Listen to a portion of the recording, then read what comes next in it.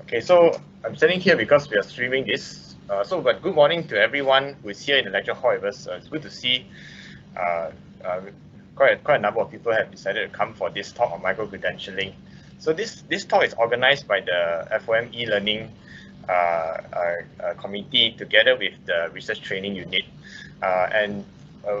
But really the person who is of importance here today is our speaker, Dr. Zahir, who is the head of e-learning in UM,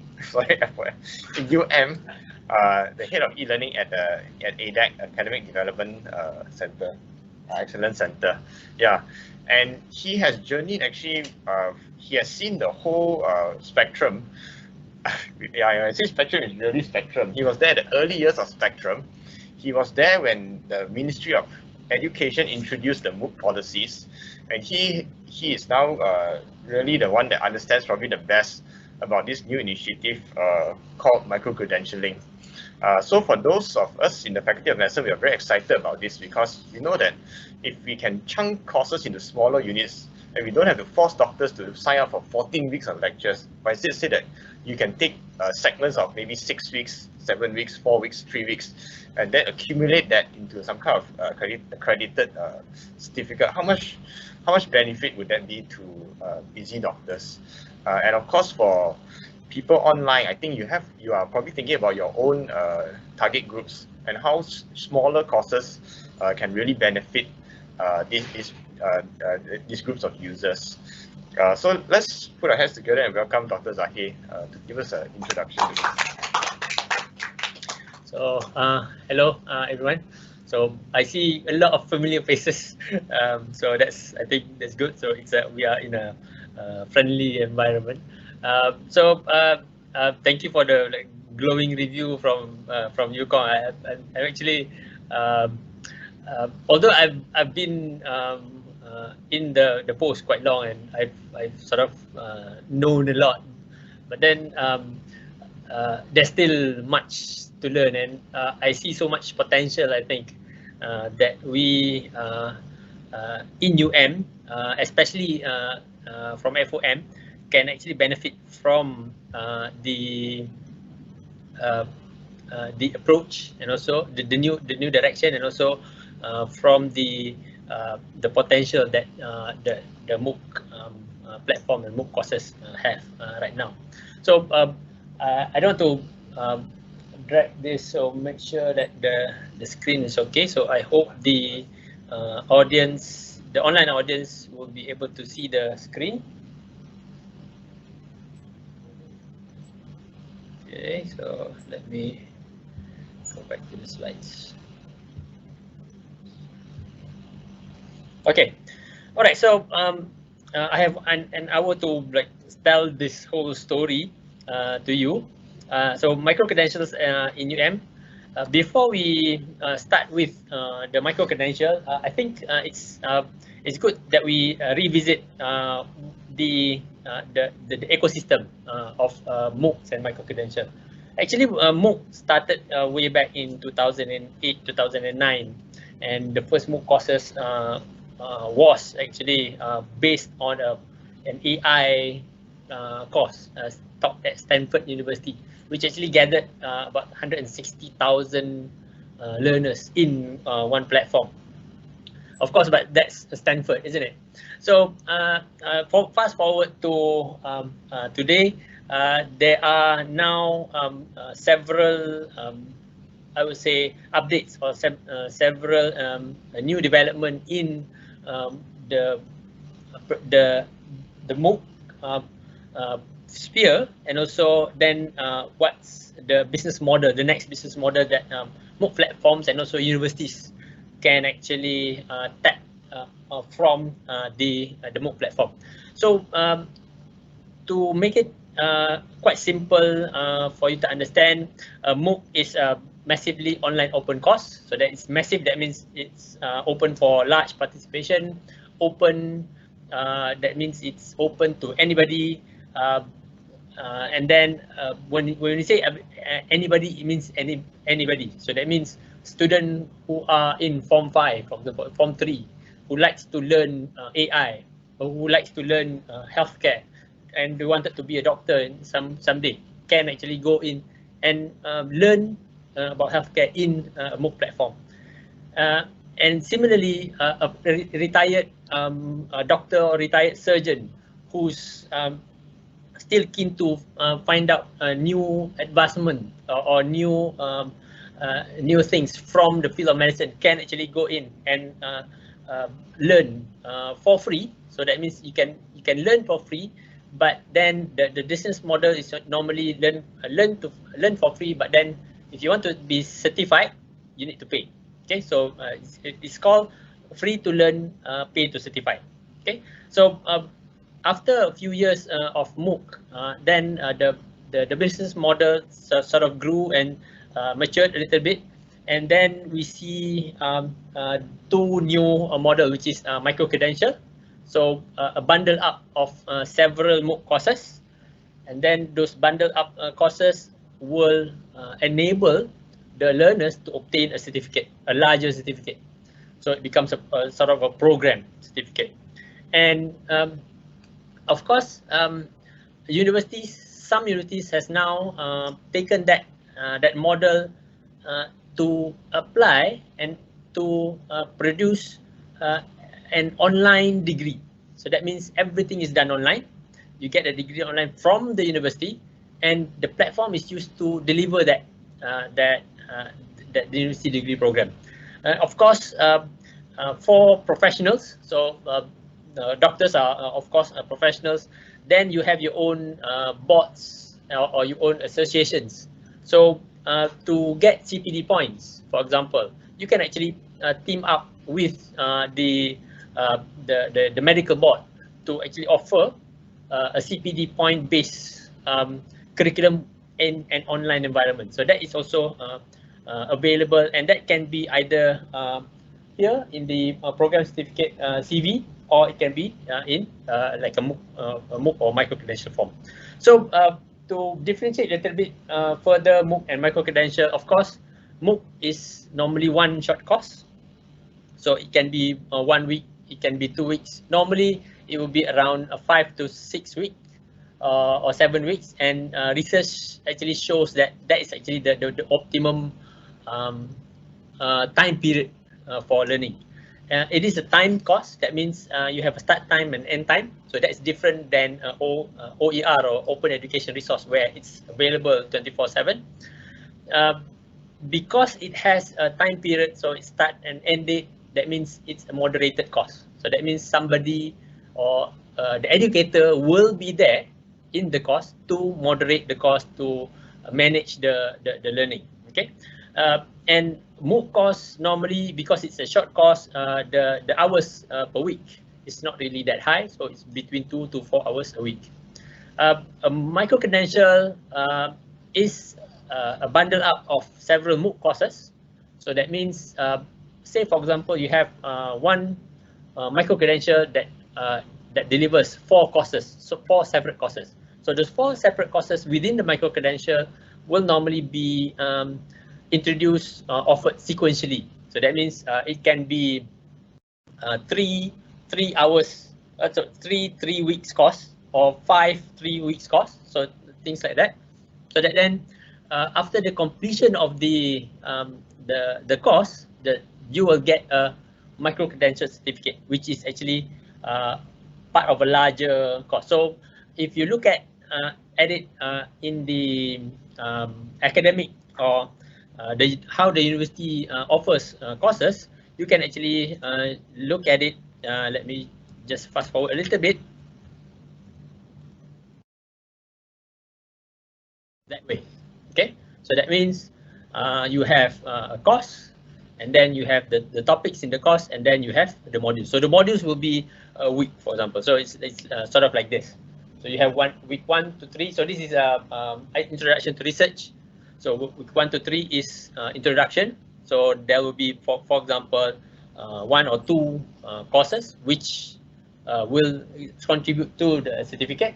And then another week or another topic that will contribute to another small certificate. So those small certificate or small courses, when bundled up together, will become a micro-credential.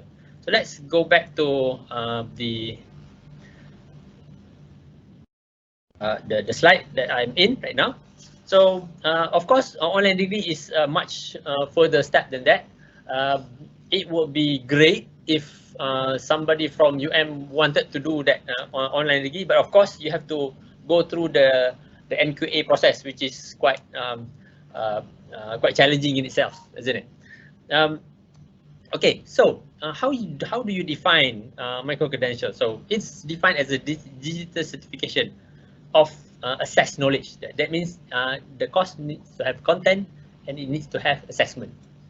Okay, and it can be part of a accredited program or it can be a standalone. So accredited programs means programs that is accredited by MQA, offered by a university, or it can be a standalone. For example, the example of the medical board just now.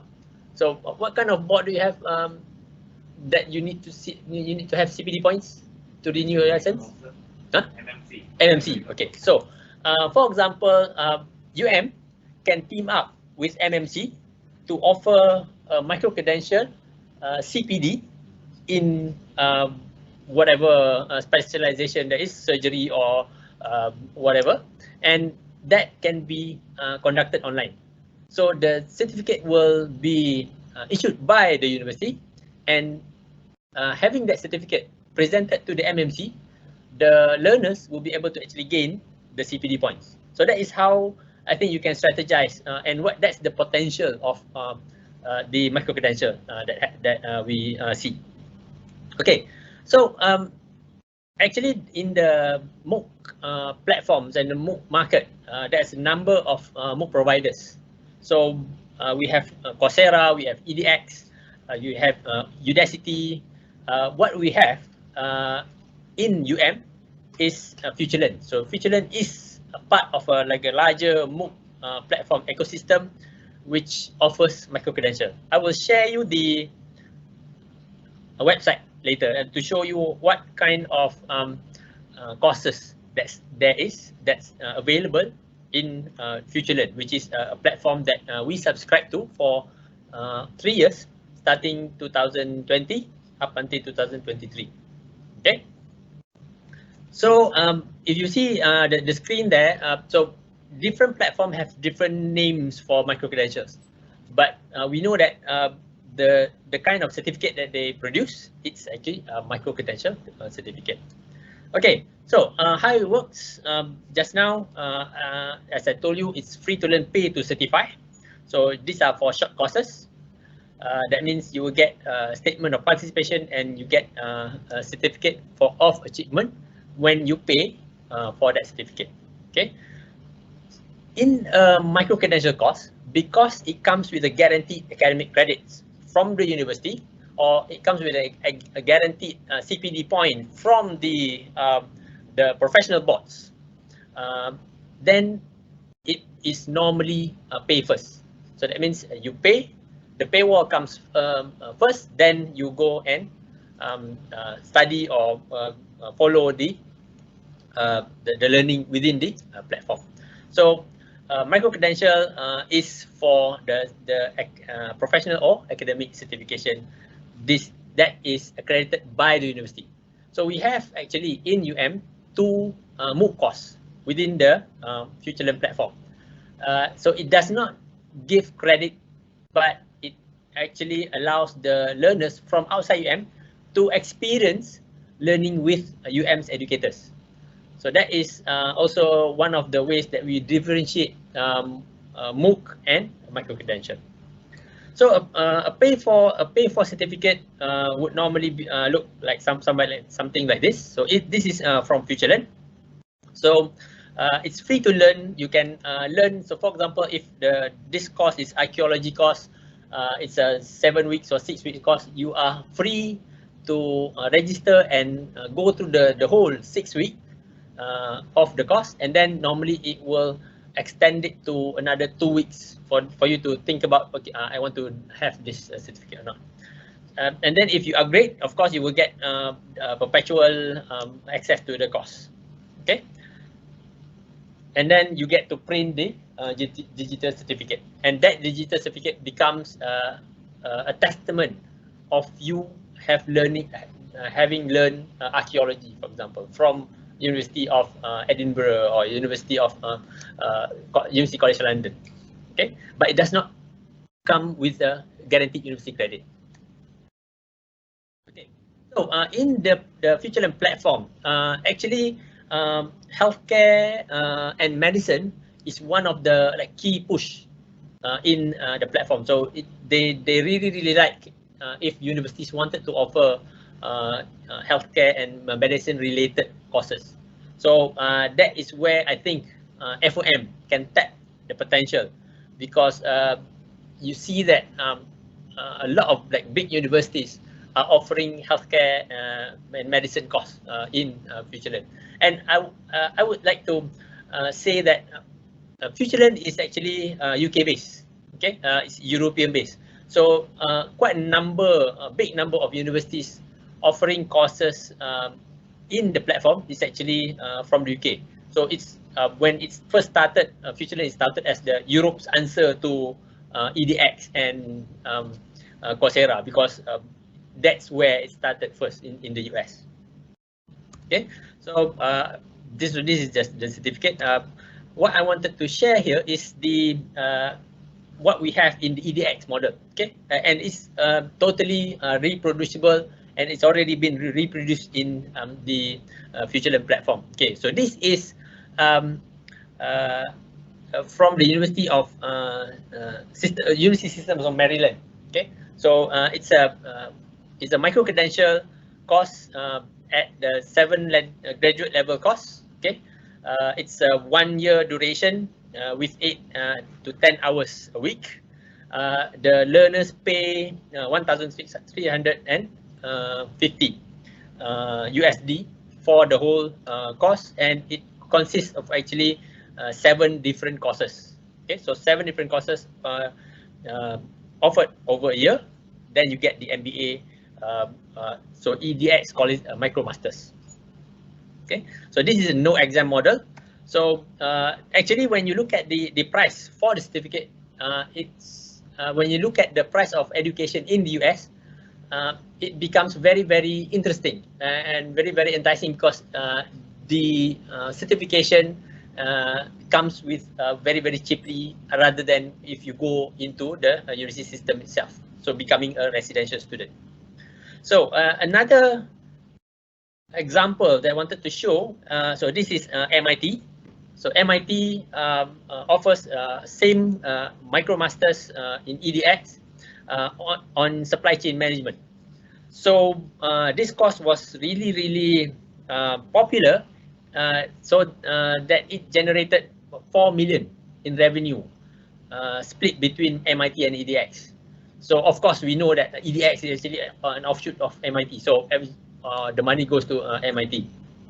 So again, it's a graduate level course. That means it's a postgraduate course. Okay, it's instructor led. That means there is moderated. It is moderated, and the duration of the whole course is actually 1 year for 5 months, which is quite a long one. But it splits the length of the course to 1, 2, 3, 4, 5, 6 different courses. Okay. So when you look at again the price of education in the US, you get a certificate program accredited by MIT for $1,435, which is for people it's actually quite cheap to get a certificate from MIT. So people flock to it, and this one is actually comes with an exam. Okay, so if you look at the prerequisite column, you see that in order for you to be able to sit for the exam and get the certificate, you need to complete the whole of the course. Okay, so that is how universities are doing it in ADeC platform. Okay, so let's look at what FutureLearn have. Okay, so in FutureLearn, just now I tried to find relevant courses in healthcare. Okay, actually when I look through the micro-credential catalog in FutureLearn, I think there's about 6 healthcare related courses. mostly given by Glasgow, Glasgow University, and also there's another course which is offered by Deakin University. So Deakin is in Australia. So one of this is actually University of Glasgow's micro-credential on teaching healthcare professionals. So if you look there, it's actually a 10-week course. Okay, it costs 1,000 USD. Okay, and it is split actually into 4 courses. Okay, so if you look at that, look at the view there. So one course is and 4, and it shows different topic. Okay, probably able to see the third course is teaching for learning, and then the last one is work-based learning. So again, it's actually paid for. So that means you need to pay for the course first. Okay, so that means when you offer your micro-credential, the learners would have to pay first before they can get into your courses. Okay. So this is another example. So this is from Deakin University. So this is a fundamental of digital health in hospital. So again, the cost is actually 1,300 USD. Okay, and it starts quite soon. So if you are interested to get a certificate from Deakin University, you can actually pay for yourself and to get this certificate. It starts on 9th November, so it's quite soon. It's only about 2 months time you can now register. So it's split into 5 different courses. So digital health building blocks up until reinventing hospital administration. Okay, and after you've created and completed the course, so if you look at that at the bottom there, upon successful completion, you will receive the certificate from Deakin University, and it can be used as academic credit for postgraduate study. So that means you can actually design the course as an entry route into a course within the faculty itself. Okay, I remember one of the courses, introduction to public health or something, isn't it? It was designed as an entry route because it was found out that especially foreign doctors who wanted to study in UM, they don't know about public health in Malaysia. So the system of public health is taught first into an online course, so that then when people come in for their postgraduate degree in UM, within looking at Malaysian context, people are not struggling with the Malaysian public health concept.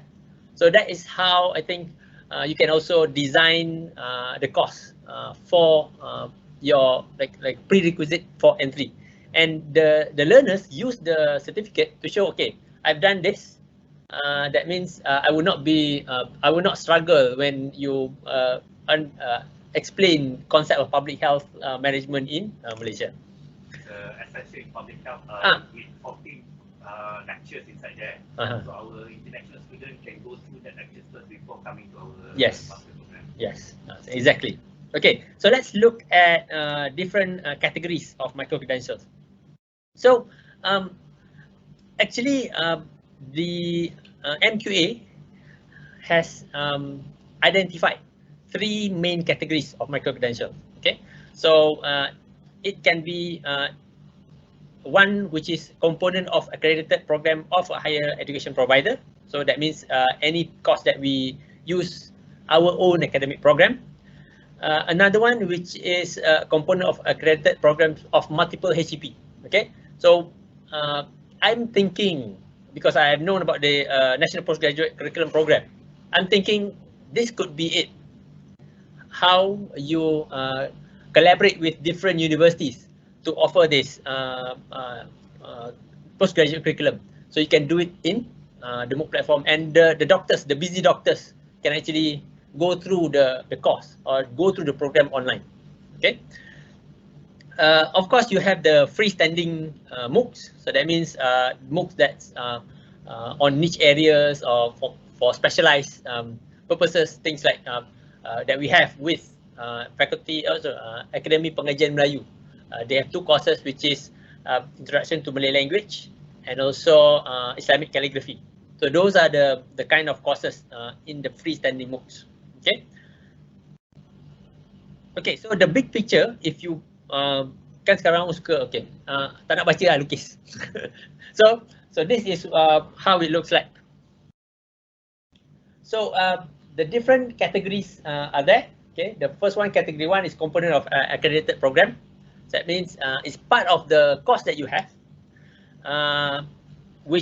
So for example, program A would be MBBS program, and under MBBS you have several courses. So those courses, when you drill it down into topics and into weeks, then you be able to see, okay, so what can I actually offer in 3 weeks, okay, or 4 weeks, okay, or if you have a program that is 10 weeks or 11 weeks. So how do I then break it down into a micro-credential course that I can offer to the learners? And the learners can actually come from outside UM, so that then they can use the certificate to gain entry into the course itself.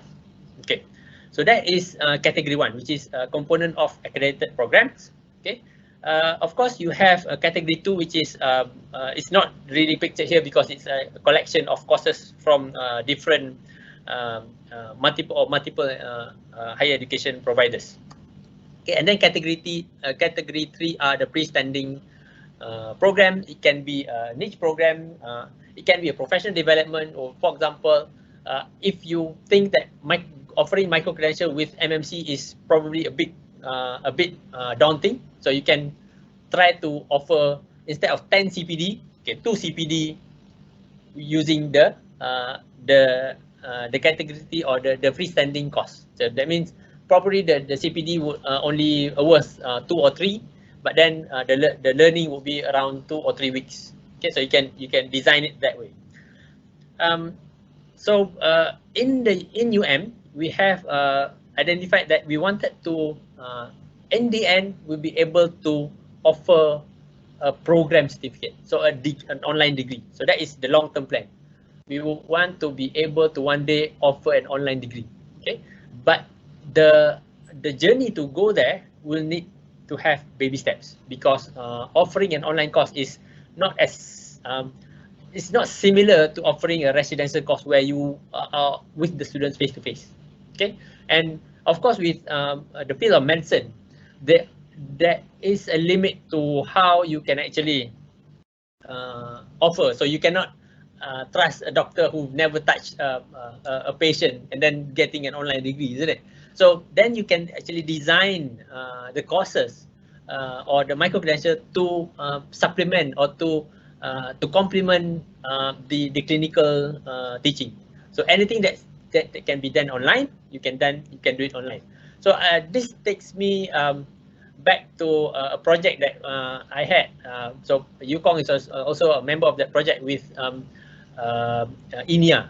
Okay, so INIA is actually a Erasmus Plus project where we designed an e-learning curriculum for early nutrition, and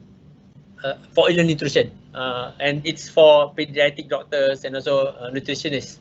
And although the program is actually offered for free in INIA, but you can actually offer something which is quite similar or at the same concept that the university can actually gain money from it. So you get paid for doing it, which is probably is a better way of doing it, because then you will be able to pump money back to improve the cost over time. Okay, so but that's the long-term plan. So short-term plan is we wanted to by the end of the year or starting October 2020 to start creating smaller micro-credentials or MOOC course, okay, to be able to then warm our educators into the concept of providing courses online. So that means instead of offering a whole program or a whole course, you offer topics and subtopics within the course. So some the smaller modules within the program. Or if you think that that is also too big for you, you go to the next category, which is the freestanding one. So for example, you've already got quite good network with MMC, and you wanted to offer something that you think you can use as the doctors can use as CPD. So you create a course, probably 2 or 3 weeks, and then you can show it to MMC and say, okay, so how many CPD points you think if the learners get this? So you create market for your course, okay, within using that model and that potential that's there. Okay, so so let's go back to this. So this is the background of a course. For example, you have one course. So this is normally for the normal faculties. I know when you do MBBS, it's a totally different ball game. But so let's say the course is architecture, for example, okay, or surveying. So you have 2 or 3 topics or 4 topics with different learning outcomes. So those learning outcomes, you can actually break it down into several modules, so that then the learners are scaffolded to learn that learning outcome. And within the topic, you can actually create the certificate. Okay, so another learning outcomes, you create a learning certificate for that. And if you combine those courses, it becomes a micro-credential. Or if you just, for example, focus on 2 topics, 1 certificate, it becomes a MOOC course. Okay, so that is how do you differentiate. So to look at it at the bigger picture, so this is normally what normally we have in UM. So a 14-week course for residential student. So you use week 1 to week 6, you don't have a face-to-face engagement because it's all theory anyway.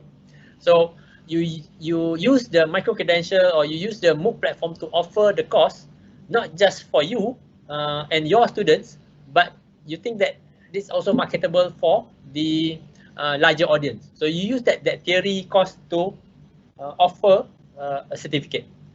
Okay, so that then it becomes something that's available for you and available for the larger audience. So why do you want to do that? Okay, so that is a question. So I like to share with you an example that was done by a professor in Taylor's University.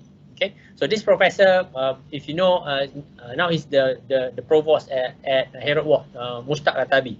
So he teaches engineering students, and he uses his MOOC course while he was the Dean of Engineering in Taylor's to connect his student with the public. So that means what they wanted to do is they wanted to try and solve real world issues and real world problems. So he uses the MOOC platform as an avenue for his student to network with the larger audience. So his student and will create a team of 1 or 2 of his students, and then 5 or 6 learners from outside to brainstorm a real world problem, and for them to actually create a solution for that real world problem. So it becomes something that's very engaging for the students, and at the same time it allows the students to collaborate and network. So he's creating job opportunities actually for his students while they are still learning. So that is I think a good way of looking at using the potential of MOOCs to make your students better and give them the edge over people from other universities. Okay, so that is the benefit for the students, but also we are looking at the benefit for our university as well. Okay, so this is where we are looking at. So we wanted to make sure that we retain existing learning outcome, so that then you don't really have to offer something that's totally out of your course or something that you don't really teach. Okay, it allows the students, especially the residential students, experience of learning with diverse learners. Okay, and the external MOOC learners will be able to experience an actual UM course with the registered students without them having to actually go in. Or if, for example, we know medicine, you are oversubscribed by like 3, 4, 5 folds, isn't it? So the people who miss the chance to go into UM's medical school can actually go in and have that learning experience how UM actually conducts their courses. Okay, for our lecturers, of course,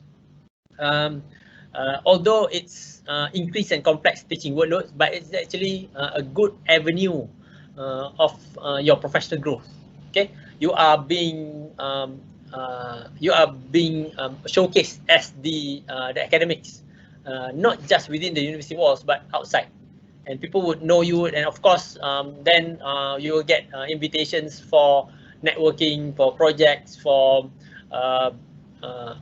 conferences, and also we are also creating an avenue for additional income, because all the university courses that is offered through the MOOC platform is actually revenue based. Just now, remember, you have to pay a certain amount, okay? Especially for the micro-credential courses, it can go up to the thousands.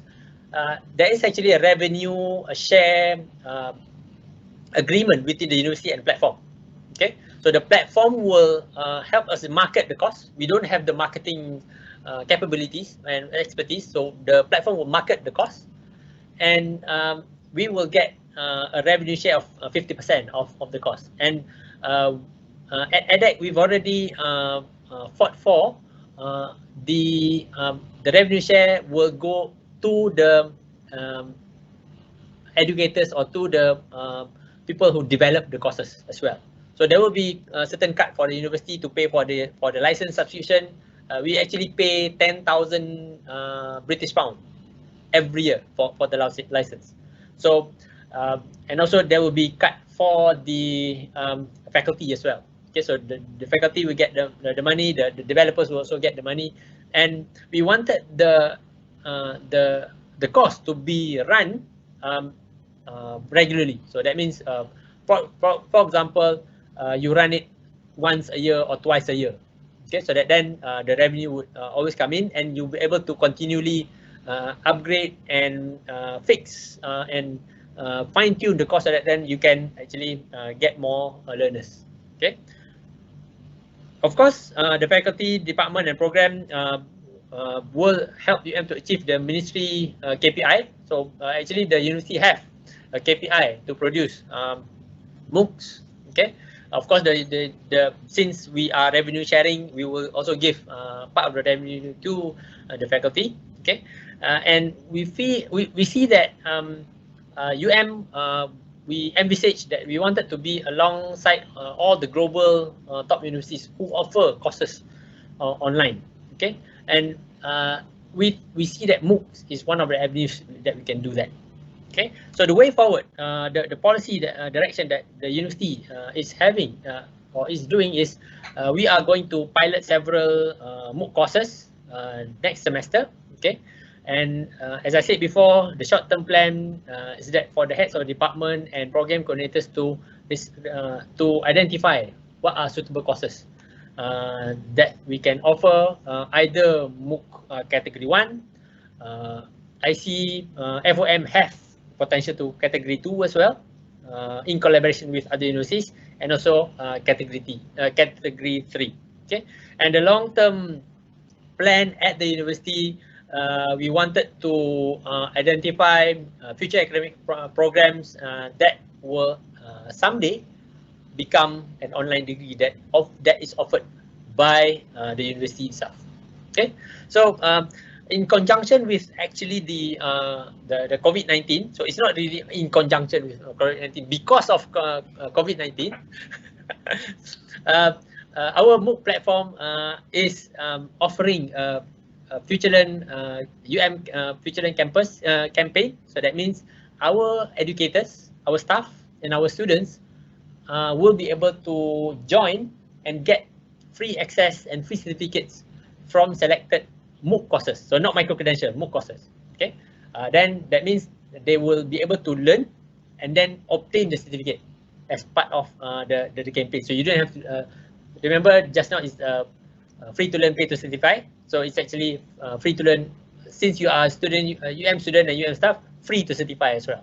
Okay, so this is, I don't know, they are still not really sure about when this program will end, but they are saying that it will end sometime end of this year, probably earlier. Okay, so while this program or this campaign is running, I would really encourage all of you here to take use or take advantage of this offer and register with your UM mail. So if you click on the link, it will bring you to a page where you can actually register with your UM mail, and then you get an invitation in UM mail to enroll into the program. Okay, so this is actually a letter from the DVC A. So this is a support, or actually the encouragement from the university, and this matter has been actually been deliberated quite a lot in the dean's meeting. So all the deans are aware of this, and we wanted to make sure that the support is there from the faculty itself. So we would like, we think that and the TNCA has already agreed that those who undertake the development of MOOCs should be given lower teaching loads, but that's of course up to the head of the department to then arrange and organize. Okay, so this is also the KPI that was done, so for this year and next year. So we are going to introduce that for academic staff, if you do MOOCs, then it becomes 2 KPI. So one is the e-learning KPI, and the second one would be the faculty specific KPI. So 5 marks on online blended learning, and then another 5 marks in, so that's a total of 10 KPI marks for doing MOOCs and micro-credential. Okay, so this is the team at ADeC. So of course it's headed by our director and deputy director, Dr. Farah, and also Dr. Amira, as well as me as the head of e-learning and our staff. And these are our educational technologists or instructional designers who will be able to help the UM staff to create their courses. Okay, I think that's all that I wanted to share. So I think now I can open the floor for questions if you have any, so that then we can try and address them. Yes. Just to clarify, okay, for example, we are not looking at MC, but we are going to use MOOC. Okay. Can we use other platform like Google? Well, we would encourage you very much to use the platform that the university have already paid for, because FutureLearn. Because if you use other platforms, then you will have to pay for it yourself. So that means you encourage us to use. Yes, we want you, not encourage you. Highly encourage. Yes. Yeah, that's all. Actually, is there any guidelines coming out from the board? Because you're going to prepare the material for online teaching. You need to follow the Yes. Okay. Has they provided this guideline for the standards?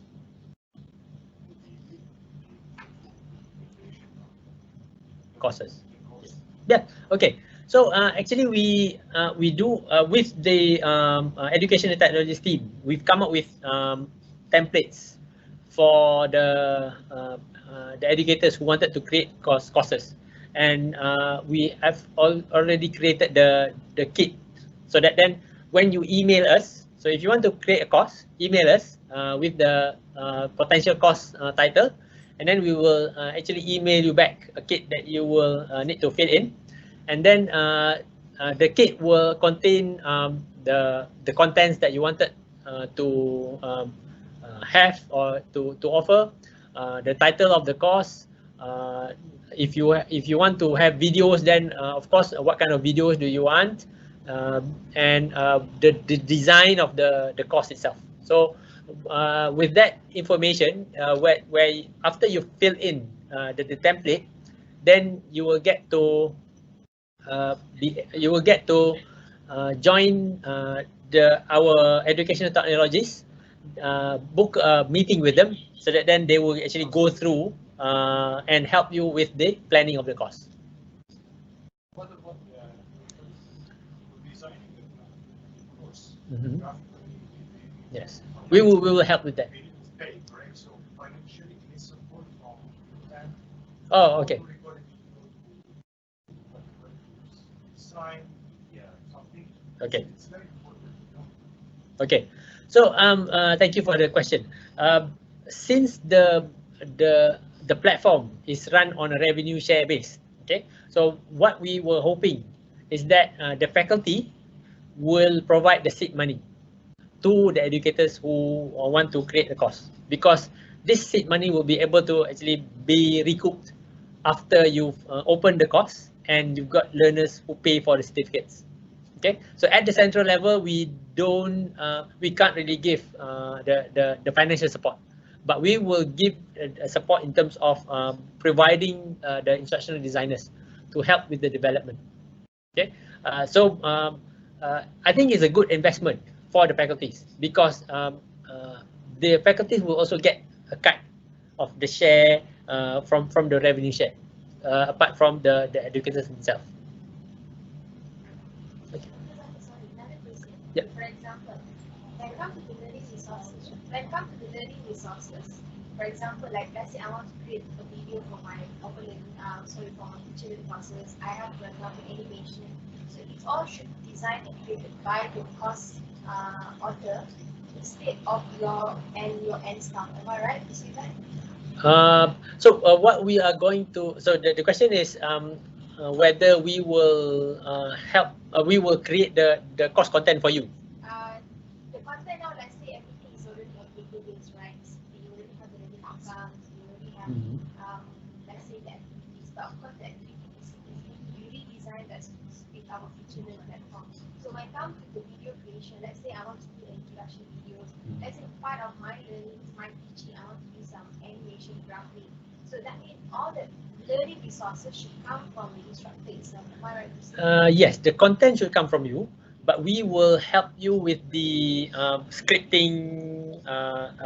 If you need shooting, then we will also help you with the shooting. Okay, if you have your own resources and you wanted to do it yourself, of course we welcome that, because there are faculties who don't have the resources. They don't have a multimedia team. They don't have a graphic designers. So we have that facility for faculties who are struggling with those kind of resources. So of course the content would need to come from the subject matter experts, but we will help you to craft the content for an online course. So shooting the video, everything, and that will help us to facilitate. Yes. So we will help you with creating a basic script. Okay. So if you want to have an advanced script, if you want to have animation, for example, if we don't have the license for the animation, so we are trying to actually buy a license for animation platform, Beyond. So if anybody knows here, Beyond, so we are trying to buy the license for that, so that then we will be able to help with the creation of the animation as well. Okay, but at the moment we are still working on it. But for example, if FOM already have a animation license with any platform, then of course feel free to use it. But still, we would like it that you share the script with us, so that then we can go through and help you develop and make the script and also the storyboards better. Oh, okay. Oh, okay. Oh, I think what I can do is I will repeat the questions. So that then the audience inside will be able to hear as well. Okay. Sorry, Zahir, we want a clear guideline on the documentation process and registration of our course. Let's say we are interested to do those MC. What kind of forms need to be submitted to QMAC and all? So we want this process okay. to be clear. So for now, since we are running on micro-credential, up to micro-credential, you don't really need to have MQA approval. Okay, so that means you can run it as a blended learning course. So if you do blended learning, you don't really need MQA approval. So the documentation will come from ADeC. We will provide you with the template for you to fill in, as I said before. So the content and what topic that you have, then we will help you with the development of the course. And the training as well. Yes, we will also train you with the development as well. Sorry, Dr. Victor, the general, right? Okay, all right. The issue is transfer of credit. Okay. The credentialing part is wrong. The issue is transfer of credit. How can we transfer the credit? Let's say we're giving a course, okay, they can come back to do my master's course, and then they don't have to do book. That's what we want. Okay, so transfer of credit. Actually, MQA from its circular in 2018 or 2017 has already allowed transfer of credit from a MOOC course for university students. What is the procedure? That's the procedure that we need to abide to. Okay. That is what I don't like about MQA, because every time it comes up with different documentation. Yes. They. Yes. Okay. So the question just now from Dr. Victor is about how do you transfer credit from a micro-credential or MOOC course into a residential course. Okay. MQA has already given us the guidelines for the micro-credential and MOOC. So they've already allowed students, residential students, to transfer a maximum of 30% of their credits using micro-credential. Okay, and they have already produced a guideline that was largely done by the Public University E-Learning Council that categorize and also details the kind of courses or the kinds of design of courses that will be able to be transferred. Your statement was on residential. Yes. But these are not residential. Yeah. These are pre-residential. Yes. So whether those similar things apply or not, and how long is the duration between taking the course and then the credit is still applicable? Okay. So the question is about non-residential students. So let's say a scenario of a Form 5 student from sekolah PJ somewhere who wanted to do medicine. Okay, so and he or she got into medicine in 2 years' time. So if the students have already gained the credit and certificate from the micro-credential or from the MOOC course offered by any university, okay, what the university will need to do is the university will need to match the learning outcomes from the MOOC course. It can be from UM, it can be from Stanford, it can be from MIT, it can be from Harvard. As long as the learning outcome matches by at least 80%, then the students are eligible to transfer the credit from the MOOC course into the university. Who makes the decision? It's the university will make the decision. So it's us ourselves. Okay. Of course. Yes, you need to apply to the Senate, and the university will need to have a committee for the transfer credit. So let me illustrate this point of how the students transfer credit, the process. So when the university receive an application from the students saying that, okay, I want to transfer this credit that I got from UM, okay, or from so let's say from UM lah, again, that 5 years, that Form 5 student already done one micro-credential or MOOC course that was designed by UM. Okay, but it doesn't have to be. It's not necessary from UM. So let's say it's from UM. So that correspond to a course in a theory in virology or something. Okay, and it has the same learning outcomes. So when the students submit that credit application, credit transfer application, the university will actually go through the learning outcomes, make sure that learning outcome matches, and the university will be able to further test the student. So that means we have the right to challenge the students about the learning outcome that he or she have already obtained from a MOOC certificate. Okay, so this is called a challenge test. So upon passing the challenge test, then the university can make the decision whether to accept or reject that credit transfer application. So our university have those systems. We have not put that in place, but we know the so my credit, I basically got another master. I went to see for another master. So I say one of the coursework I'm going to take because I get this master. Okay. So the engineering, I think they've done this. Yes. Okay. So Dr. Vita has already done the credit transfer. So is it through online course? Is it from residential? Residential. Yes. So I got a certificate for the residential. Yeah. So I got another master, and that part of it is not. Yeah. Now MQA has already allowed from an online course to a residential, but subject to that 30% cap.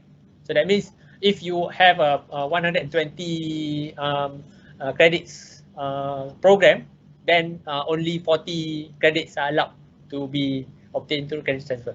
But it has actually the potential of shortening your degree program, isn't it? So if you wanted to have a degree program or a postgraduate program, there is a potential for you to shorten your postgraduate program or degree program, so that then you don't have to study for 2 years. Probably you can finish everything in 1.5 years because you've already collected all those certificates that you can actually transfer. The certification itself, it's actually given out by UM. Yes. So it is a recognized UM and UM logo. Yes. So it's the official. And Yes. you can use this for any other university credit transfers. If the university allows for credit transfers, of course. Yeah. But in the UA or public university ecosystem, now more and more universities have started to allow for the credit transfer through MOOCs. That brings me to the question: who is actually evaluating the quality of the program? I mean, I can start a program and call it, like I said, virology program, and I can say it has got the equivalent, 30% equivalent of a degree program. But who is, if MQA is not seeing it, if the university is not evaluating it, so who is actually saying it's a valid program? It's actually when the university offers a program online, you are not offering just a program. You are actually putting your neck out, isn't it? Yes. So of course, the university will need to make sure that the program or the course have certain qualities in it. So is it that's my question. Exactly. Yes. Is somebody going to do that? Yes, our university. So if we wanted to produce a program or a course online, of course we need to evaluate the course, make sure that the course is of high quality. Okay. There's two issues. Basically, is whether your course already recognized by MQA. Yeah. Then you just have it online.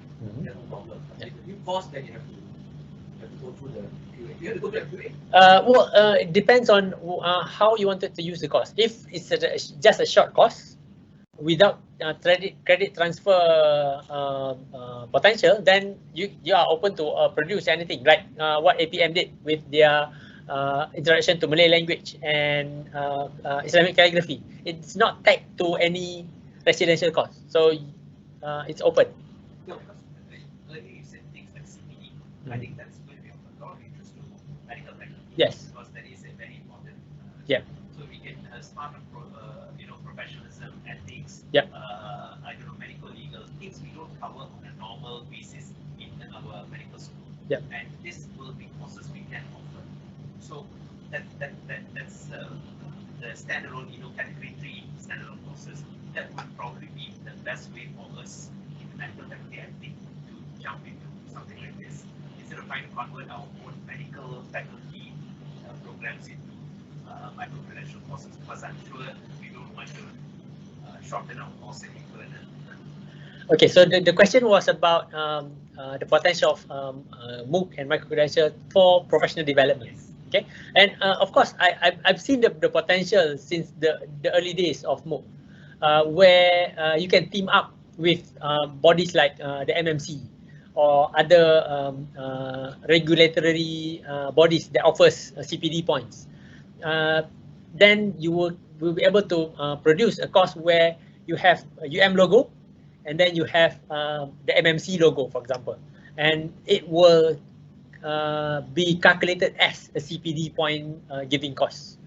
Of course, again, we are still putting our neck out there, isn't it? And for professional development course, the regulatory body will also be putting their name in there.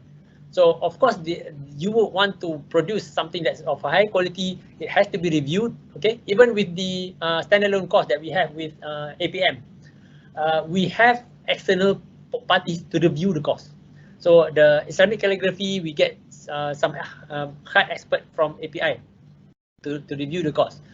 For the introduction to Malay language, we got people from DBP, Dewan Bahasa Pustaka, DBP, to actually review the contents of the course. Yes. How big micro-credential maximum can you have? Okay, so if you look at the model, so let me share the screen. Yeah, I saw it. How big? How many credit? Well, I think it depends wholly on you. So how big you want it. So if you look at the website, so let me. We offer 10 credit or 12 credit course. I think so. So let me share with you this. Yes, of course. We have the course. We just want to offer it as Okay. basically, because we are doing a master's program, we just want to offer a niche area so that people who want to do the whole master can just do the niche area. Okay, so so this one, University of Glasgow, mental health, 10 weeks course at the postgraduate level. So that one, like international marketing, interculture, five courses, 10 weeks. credit. 10 weeks. 10 weeks, 5 courses, 10 weeks. Yes. So this is undergraduate level. So let's go in and look at how much credit that the course gives. Okay. So if you, so University of Glasgow, hopefully the audience from online will be able to see this as well. I'm sharing the screen. Okay. Okay, so it's actually 10 weeks. The cost is that, and then so university credits.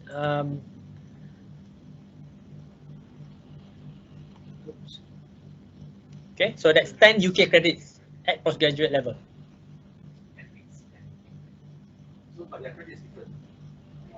So Glasgow and any other European universities will use the ECTS system, which is actually applicable. So it's equivalent to 10 ECTS, I think. So it's equivalent to their credit, but this credit doesn't, it's not our credit, right? So yeah, they calculate credits differently. Yeah, I'm not really, I don't really remember how how do we then convert the credits, but actually they calculate the credits differently. Okay.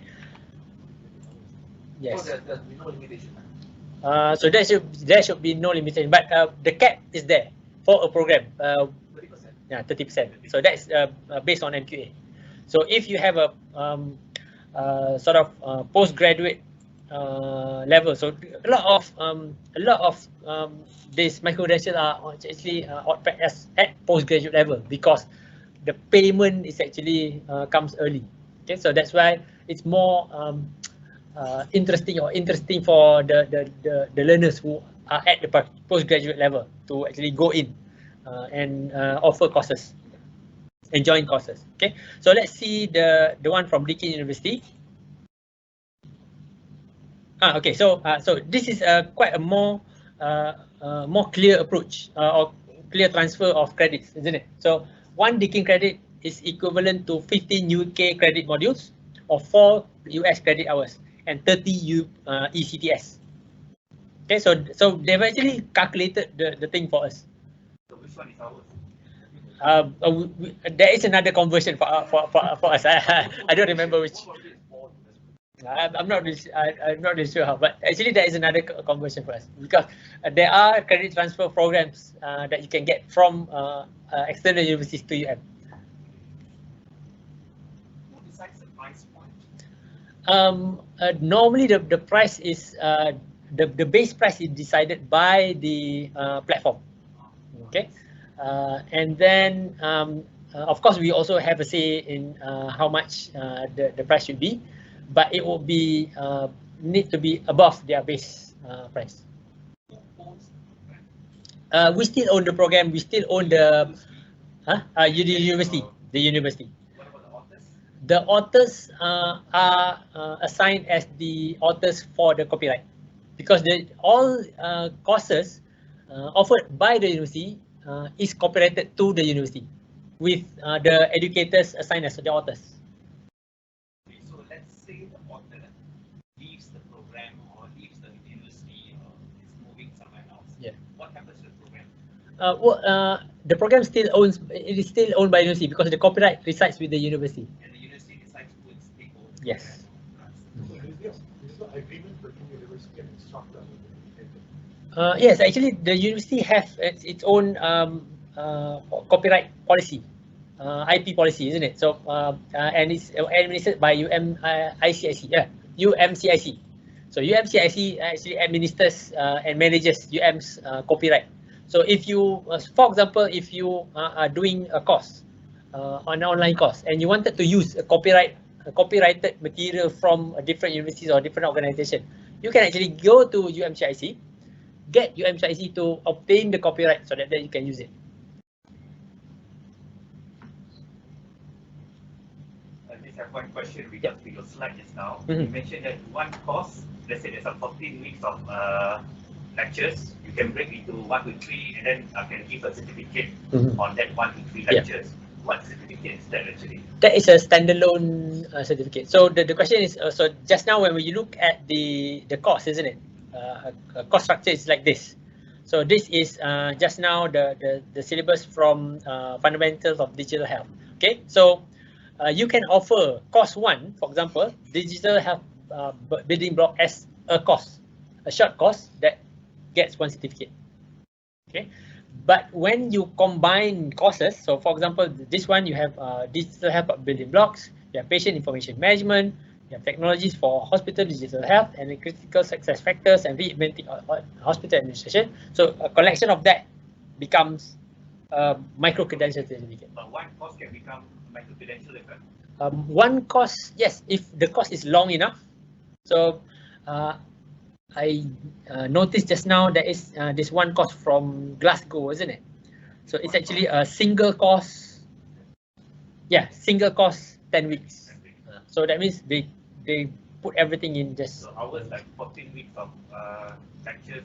So if you want to design it that way, of course. So you can design it 14 weeks. So we can still register as an MC. Yes. But you can have 4 to 6 weeks courses. So I've seen a lot of Yeah.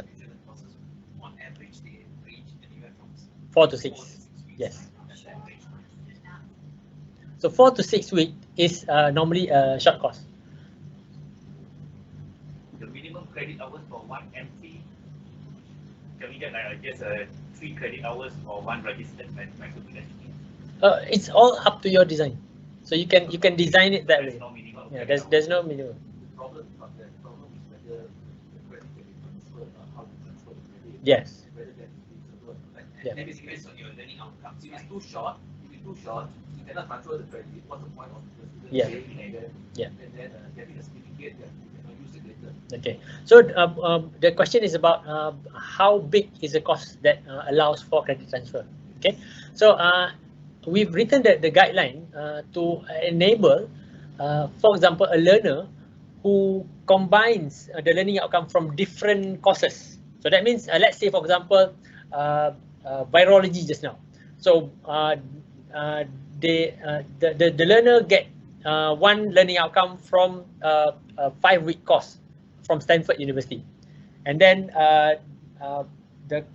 another learning outcome from a course on the subject offered by UPM, for example, and then another 2 learning outcomes that's offered by UM. So combining all those learning outcomes allows the students to actually transfer the credit to a single course in UM. Okay, that is interesting. How long does it take? Not the cost, the process of applying for the transfer and then getting approval for the transfer, because that is the student might be. Okay. Okay, so I don't have a straight answer for that yet because we have not put the system in place. But I think we should be looking at a maximum of half a semester, so that then the students will be able to know whether the credit transfer is allowed or not while they are still in the semester. Half a semester means that I got to because I want to do business for this course. Alright, but I say okay, I've done it. I don't do business for this course. Yes. But then half a semester I cannot do business for the course already. So that become a problem. It is within first 2 weeks because then I still get business for the course. Okay. Yeah. So I agree with you. So I think a little bit of like a strategical move from the students will need to be there. So that means he or she will need to know the more or less when will the course be offered, isn't it? And apply for the credit transfer probably a semester before. So that process will be developed. Yes, we are developing the process. Your open learning platform kind of thing you said, that sounds very ideal and very nice. But I'm just a little bit skeptical, unfortunately. You know, like Victor says, time it takes for them to transfer, and whether it be accepted or not, if it's not accepted, it's a waste of time. So it will be very nice if it is applicable and it's Yes. that will make students, you know, even more interested in actually pursuing courses. Okay. This course will definitely be transferable. I think yes, we can. Yeah, it's like the one from Deakin just now. It's actually already being spelled out. So how many UK credit, how many ECTS, how many US credits is already available, isn't it? The thing is then our internal process. So actually the issue is now, or the challenge is to make our internal process as efficiently as possible for us to be able to issue the challenge test for the students and award them with the credit transfer as soon as possible. So we have to build up those internal processes. So, one of your KPI you said yes, this year you need Yeah, the university will need to produce at least 15. 15 Offer at least 15 courses 15 by 2020. course or 15 MOOC course. The ministry is looking at MOOC. so MOOC yeah. And also micro-credential. But they don't, because universities like us, of course, we can do micro-credential right away. But smaller universities might not have the resources to do that. So that's why they are open whether you want to do MOOCs or micro-credential. So 15 from the university. Yes, but they want 15 online courses from the university. We have questions from participants online. Okay. Let's say the course is 8 weeks. Do the student have to finish it continuously or according to their own pace? Okay, so the course, because it has an opening period, start period and end period. So within the period of say for example 6 weeks or 8 weeks, they would have to finish it. So it doesn't necessarily mean that they have to be enrolled in day one. Okay, they can actually, because it's for example it's a 6-week course. The learner comes in at week 2 or week 3 of the course being open. Still, they can complete all the assessments, all the activities, until week 6, then you can pay for the certificate and that becomes a valid certificate for the learner. But that's for most, right? That's for more. But micro-credentialing is 90. Micro-credentialing, because it's longer, okay, so I think we look at the model just now. We have two models. One is the one really long course and separate courses in several weeks, okay, because you need to, I think, remember that when we use the many courses, of course the learners will have to actually go in at all the courses, at all points of the entry, isn't it? So when that happens, of course, you need to make sure that the learners come in sequentially, okay? But if you have a very long course, for example, 10 weeks of one course, that means I think we should be able to control what will be the last week of the students to register. It's the same like our university course, isn't it? There will be a last week to register, and if you don't meet this deadline, then you need to wait for the next run of the course. Any policy regarding the cost fee, for example, for the local student, for local people, international? No. Okay. The course fee would be same for all because it's offered on an online platform. So that will be USD. Yeah. USD. Yeah, it will be USD. And then you also have to guess whether do they have to pay one lump sum of the full cost or they pay per course as they Okay, so for thank you for the micro-credential, because it's a paywall at the beginning, so they will need to pay one lump sum. Okay, so whether it's a 10-week or a 12-week or a 14-week, they need to pay before they can get in. That is a micro-credential. For a MOOC course, which is short courses, you can actually defer that payment because it's free to learn until the last day. I think after 2 weeks of the course ended. So that means if you have a 4 weeks course, so you have actually effectively 6 weeks until the last date of certificate paying to get the certificate and pay for that. Huh? When you pay for the certificate, you will have access for the course. Yes. But of course, you need to complete assessments. So you need to actually go through the course. You cannot actually go in 2 weeks after the course has ended, isn't it? You will need to actually go in during the course running, so that then you can complete all the assessments and be part of the activities. So now we are planning to offer 4 modules as one course, okay, for into future learning. And what's the process? Okay, so you wanted to offer 4 modules into a course. Okay, so Don't make 4 courses into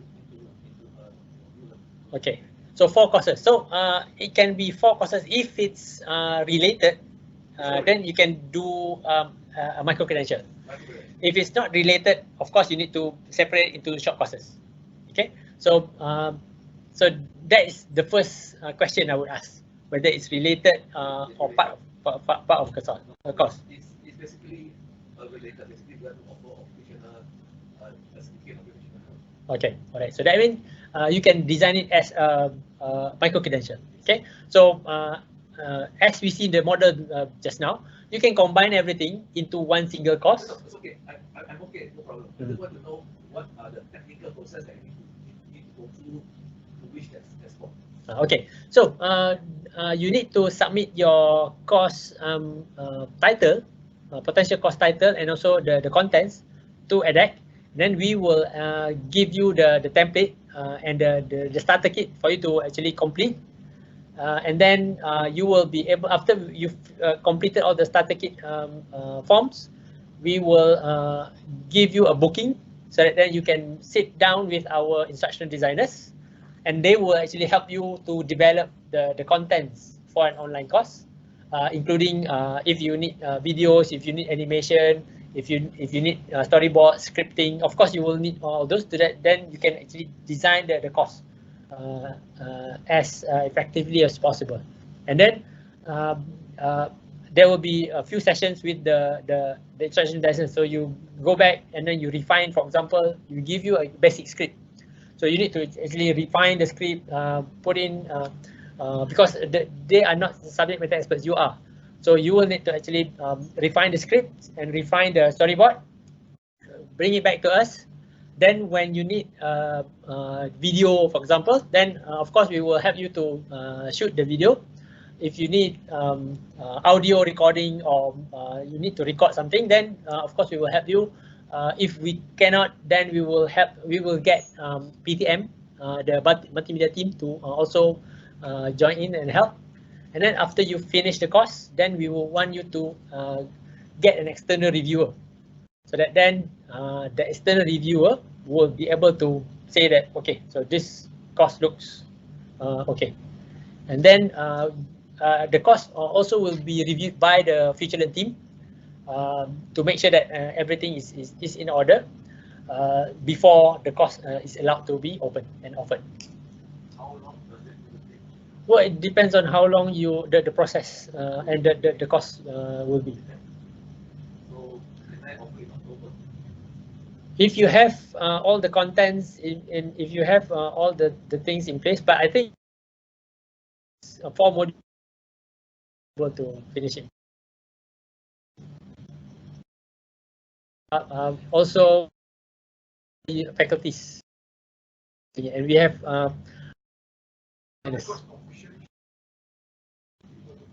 yeah, not the signature educator.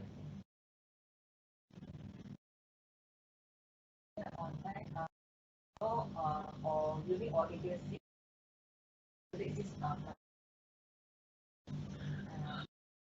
So the regulator, we are the regulator. We will coordinator. We do, it's like a, yes, it will be under Prof. Camila's portfolio. So she unit will actually see what other courses offered by them. So we will inform her what courses are running, what courses are not running. Then also there's a question like, can we set the entry requirement for the course, the entry course? Of course. Just now the screen that I shared. So it's a postgraduate and undergraduate level, isn't it? So if you think that this is a postgraduate level that you are offering, then you need to tell our learners then it's a postgraduate level. I think let's go in and see whether how does it so requirements. Okay,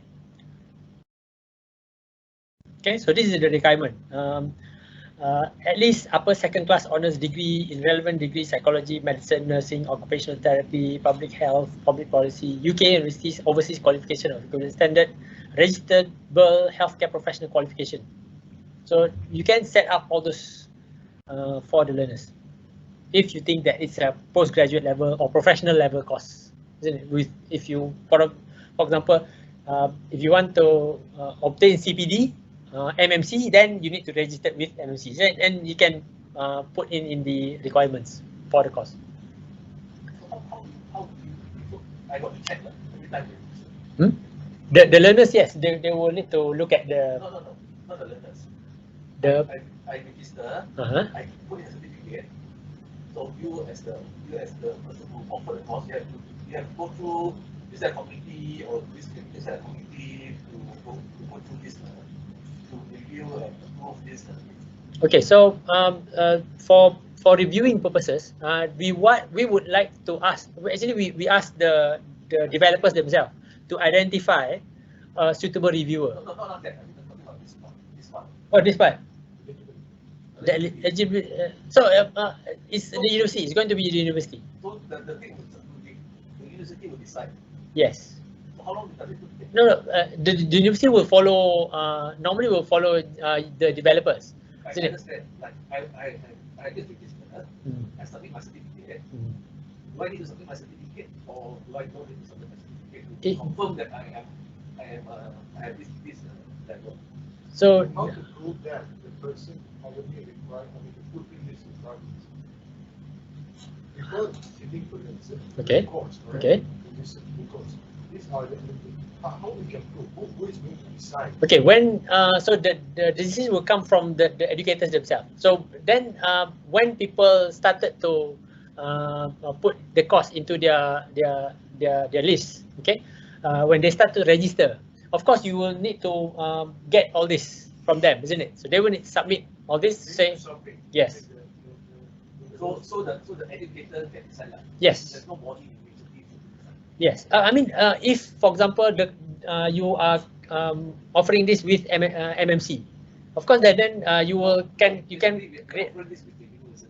The degree comes from the university. Let's say you're talking about professional degree. Yep. How can we know that degree is the genuine or not? How do you know the degree is genuine or not? So I think that's an internal process that you can create. Yes. So if I just register, So it's on the person offer, The not developers. The university. No, the developers. The university won't. Well, the university will want to know whether the learners are eligible or not, isn't it? Because it comes with the university's reliability and university reputation. So is that a process? Because currently when we submit application, it goes through we review, then go to JKIT, they go to then all the process go up to Senate will basically approve. I would imagine that it will be the same. So that one, can we clarify it so that we can know what is, because we are going to offer something like that. Yes. I want to clarify how long it takes. The Okay. process of basically approving that, because I'm not going to do for MMC, I'm going to do for university. How long will it take? Yeah. I will try and find out, and if we don't have that system in place yet, then we need to create it. Because that is the problem that I might be facing. Right? Yeah. Because I don't know about Especially for postgraduate courses, isn't it? Yeah. We will have to create that internal process. To end the session, I think there are many questions coming in. If you have further questions, I think you can email to Dr. Zahir or to us, and then we'll forward it. Okay. Yeah. We'll just end the round of course like this. Thank you all for coming. Okay, thank you. No problems. we will email you immediately after this.